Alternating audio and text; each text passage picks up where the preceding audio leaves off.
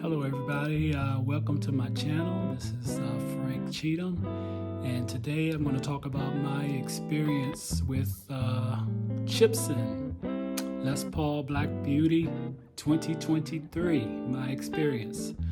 I purchased this back in July 2023 from AliExpress, and initially they said it would take like 11 days to get to me, and it didn't arrive in 11 days.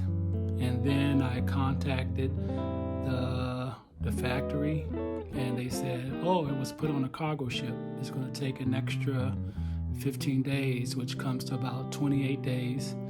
So I had to wait a little bit longer to get it, and finally it arrived at airport in Los Angeles, California. And from there, it had to be taken to UPS, or UPS had to pick it up. And then from California to here in Virginia, it takes like 5 days. So I finally got it. And when I pulled it out the box, of course, I was excited. The guitar was beautiful, as you can see. Of course, the headstock Gibson was covered up, so no problems getting through customs. But initially, out the box, I tuned it up and tried to play it. The action was extremely high, so I started to lower the action because I like to play with low action. And upon lowering the action, I noticed that there were some high frets on it. So then I knew, which I had planned on anyway, taking it to my local guitar tech to do a good setup on it and level the frets if need be. So I did that. It took him about a week, and then he got it back to me, and it's playing very, very well, very playable. However, I still wasn't happy with the tone. The pickups were extremely microphonic. Anytime I go to distorted sound, you start getting that horrible noise. So, of course, that was the first thing to get swapped out. Also, it arrived without the pick guard, so I had to order a separate pick guard. I didn't notice it when it first arrived, I didn't really pay attention. I thought maybe it was in the case somewhere, but it wasn't. And other than, I didn't want to bother with waiting on the builder from AliExpress to send me another one, or send me one. So I just went on and ordered one from here and got it. And as you can see, that worked out pretty good. Fits perfectly. So, also upon playing it, I noticed there was like the pinging noise on the high E and B strings. And I pulled the bridge off and started to shake it. I noticed it had a lot of rattle in it, so I said, okay, I need to replace the bridge. So I did some research, figured out what bridge to get, and I found this Goto. This is a Goto 102B-T, a Goto 103B-T bridge, and it fit right in, just a straight drop in metric bridge. And that made a lot of difference. That got rid of that pingy type of sound that I was hearing on my E and B, the high and B strings.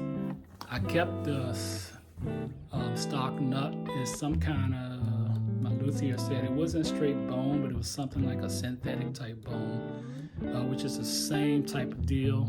I think they put them on the Epiphones, but I'm not sure. Don't quote me on that. But it seemed to be okay. I still might change it to bone later on. These are the stock tuners. They're okay. They're not the greatest.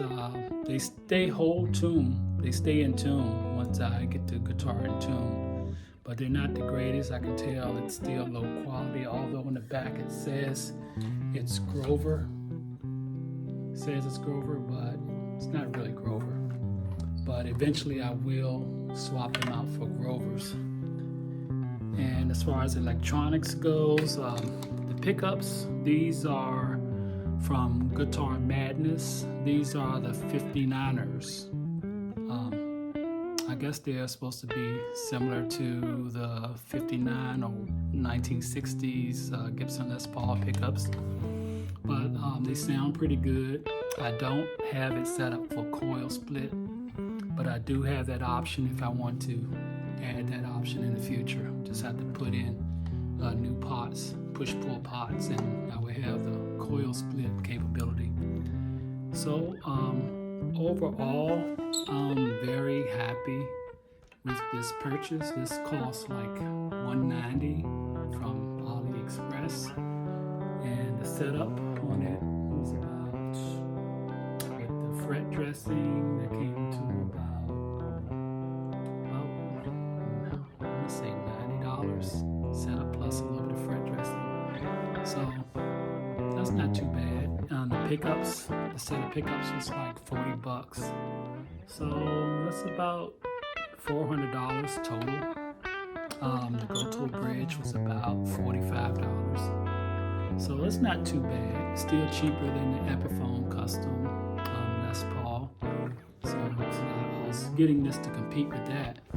And if I could get something that plays as well as the Epiphone Custom Black Beauty, then I would have been pretty satisfied. That was my goal. But I'm pretty happy with it. I made a little track with it so you can hear it. Just the dirty sounds with the neck and the bridge pickup. And overall, I'm pretty happy with it. Looks very authentic. When I go into the store and play it through tube amps, people compliment how beautiful it is and how great it sounds all the time. I don't think they know it's a Chibson, but I don't say it. I just play it and smile. But it sounds good, it feels good, plays very well. Has the it doesn't have the slim profile neck. This is more of the 50s shape, C shape on the back of the neck, so it's got some chunkiness to it.